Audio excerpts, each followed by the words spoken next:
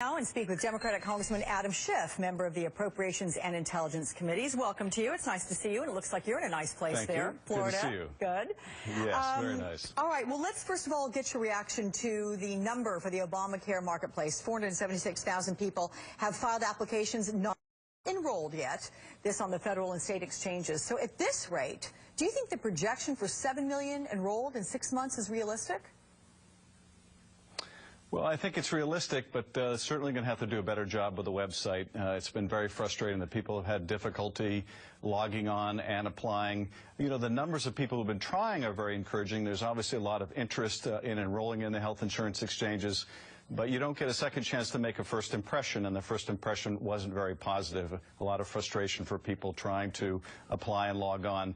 I do think and certainly hope that over time we'll look back on this as an unfortunate rollout, but nothing more than that, because I think the exchanges will help bring rates down.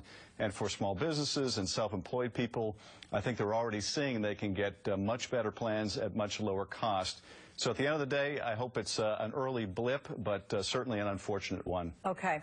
The president, as you know, announced yesterday that he's got 3 specific goals for you and your colleagues in Congress. He wants you to pass a budget reform, reform immigration, and also pass a farm bill.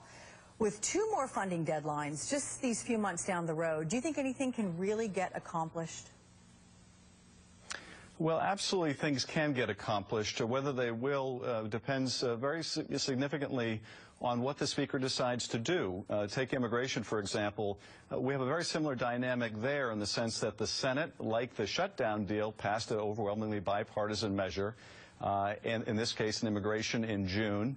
And the question is, will the House take that up? If they took it up tomorrow, immigration reform, comprehensive reform, would be on its way to the president tomorrow.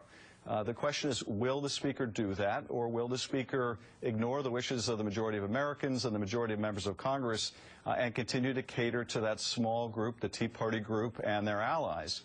So a very similar dynamic there. On the Farm Bill, I think, as well as on the budget, part of it may be dictated by how much that same group in the House wants to get a pound of flesh from the president. They obviously feel embittered about the way the shutdown was resolved.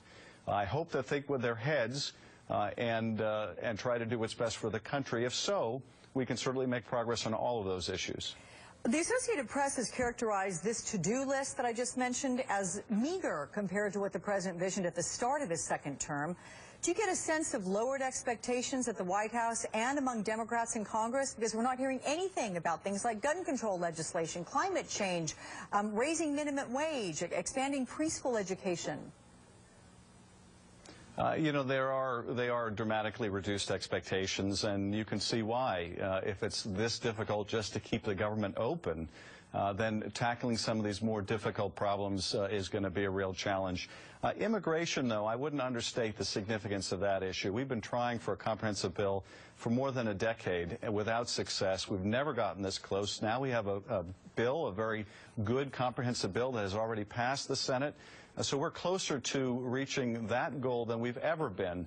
But you're right, on a lot of those other issues, on gun safety, on climate change, on early childhood education, we've had to reduce our expectations because of the very dysfunctional nature of the Congress and also because of the dramatically reduced revenues from the recession.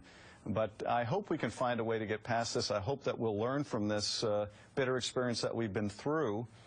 And that the leadership in the House will decide to focus more on what the country wants than this very small group of members. May I ask you quickly about some international news here? The new Pakistani Prime Minister, Nawaz Sharif, is going to visit the White House on Wednesday. It's now being reported that the U.S. plans to release $1.5 billion in aid that has been held up since the bin Laden raid. Do you agree with releasing this aid?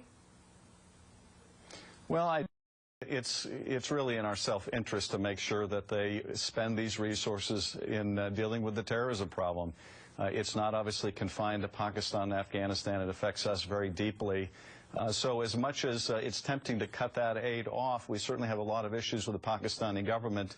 In many respects, it would be cutting our nose off to spite our face. So we have a deep self-interest in maintaining the relationship and also maintaining their anti-terrorism efforts. But I don't think it ought to come with no strings attached. I think we need to continue to press them to stop facilitating networks like the Haqqani network which is responsible for a lot of the cross-border terrorism against our troops in Afghanistan. So a lot more that we should ask of the relationship, and the Pakistanis should understand that this is not simply a one-way relationship where we provide financial support and get very little in return. Okay. Congressman Adam Schiff, your time is always appreciated. Thank you.